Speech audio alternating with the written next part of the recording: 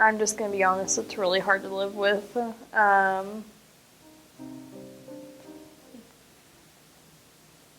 Every day I go through normal motions, but they don't feel normal. I began to realize that something was wrong whenever I was around 16. I told my mom, and so she took me to the family doctor.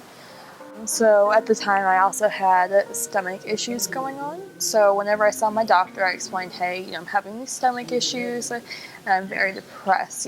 I can't eat, I can't sleep, I can't think right. Whenever I was telling him about this after I was finished, he said, yeah, well, I bet your stomach really bummed you out. So it definitely was not a serious concern for him. After that, for some time, I didn't really talk to anybody about my mental health because I felt so betrayed by the fact that this had happened. I had went and I took the hardest step by reaching out for help and was told, no, you don't need it. I stayed in the depressive episode for about 6 months after that, and then I shifted into the worst manic swing I'd ever had whenever I became 18. I moved out of my house literally at midnight.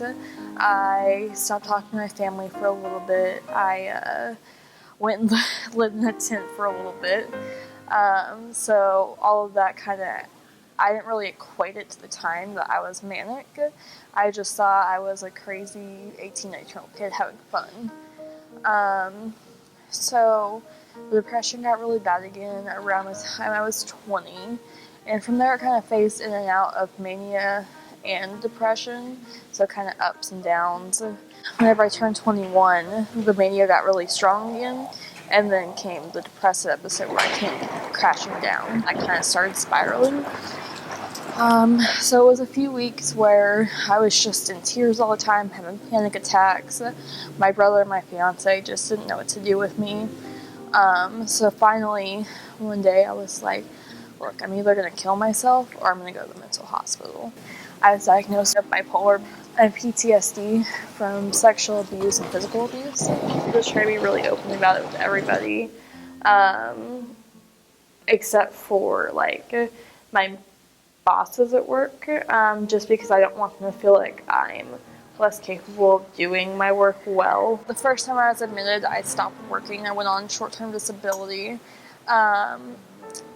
I feel like it has affected my accountability at work, and I feel like others harbor resentment because whenever you tell somebody, hey, I'm going to be out for this chronic illness, or hey, I have cancer, so I have to be out, they, take it with no question. But whenever you tell somebody, hey, I want to kill myself, and so I have to take off work and go get treatment, there's such a stigma around it still that people are like, really, you're really doing this? With work, I'm still not working, which is disappointing. I may not work for the next 5 years, which really sucks. Just because until I can get and apply the therapy in the way that I need it to work, I won't be able to return because I may never know whenever the next time I have to go to the hospital is. Coping skills is a big thing that therapy encourages. My favorite one is probably cooking, just because I can drown myself in it and not have to think about anything but the flavor profiles of the food. I've also started to use art as an outlet.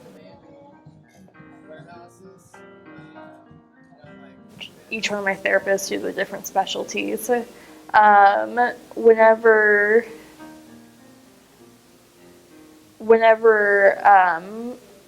I got out, they did set a psychiatry appointment for me, but I missed it.